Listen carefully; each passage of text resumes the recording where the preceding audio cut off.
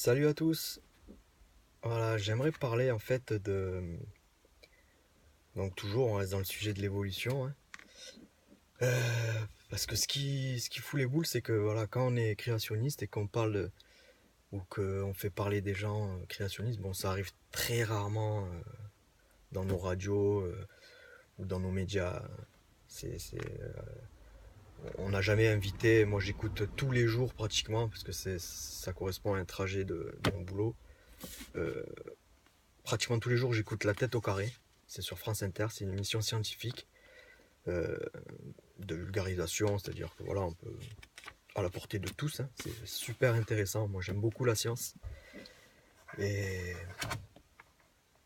ils ont jamais, peut-être qu'il y en a peut-être pas en France aussi, mais ils n'ont jamais invité un scientifique créationniste. C'est jamais arrivé, quoi.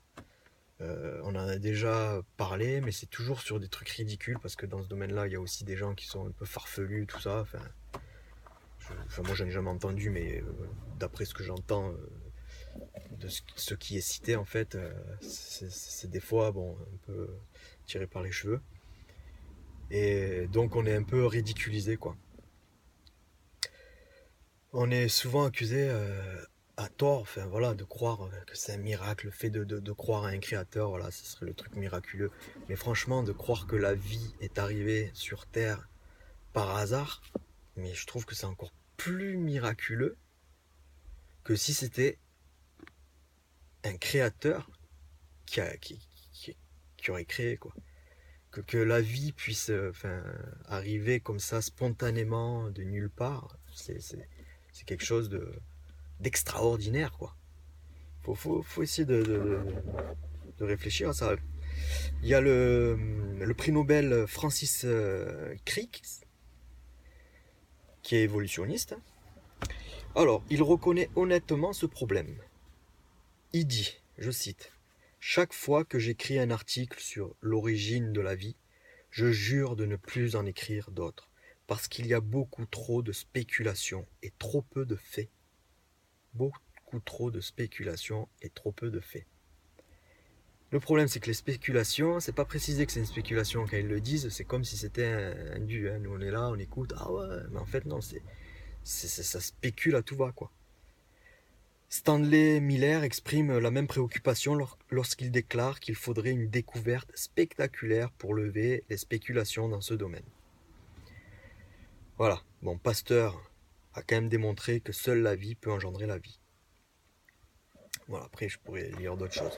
Ce que j'aimerais parler aussi un peu de l'interdépendance. L'interdépendance, c'est que tous nos organes, tout le fonctionnement de l'être humain et d'ailleurs des végétaux, dans le monde biologique et dans le monde animal et humain, le, l'interdépendance, c'est quelque chose d'hyper présent. C'est pratiquement un principe de base, quoi. C'est-à-dire que rien ne marche sans.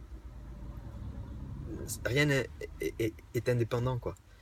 On prend une papille gustative, si elle n'est pas reliée à un nerf, qui ce nerf relié au cerveau, ce cerveau dans une partie spéciale du goût, machin, tout ça, ça fonctionne pas. La papille gustative, elle a aucun lieu d'être, quoi.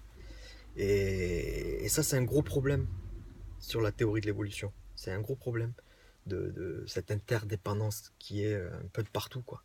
Même au niveau de la fécondation des fleurs, tout ça. Là, moi, j'avais vu un documentaire, c'était sur une certaine orchidée sauvage qui se reproduit grâce à une seule abeille. C'est une abeille spéciale. Il n'y a que celle-là qui peut faire le transfert de pollen entre le mâle et la femelle. Il n'y a que ça. Et puis, tout le cycle de.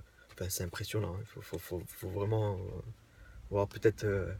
Je referai une petite vidéo pour expliquer vraiment comment ça se passe. C'est fabuleux.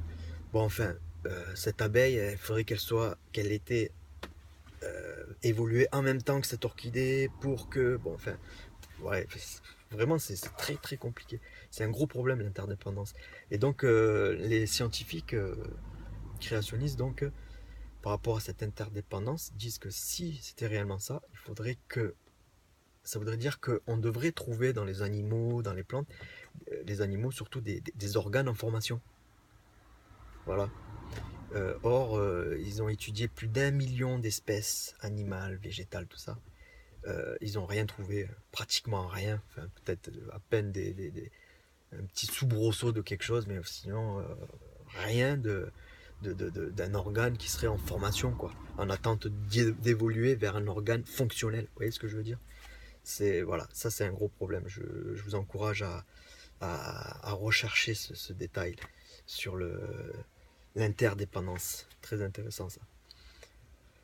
Voilà, je vous remercie et puis voilà, je réitère, si vous voulez vous abonner, ça fait plaisir, c'est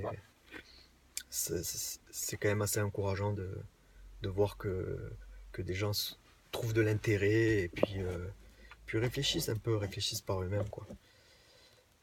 Voilà, merci, allez, bye bye.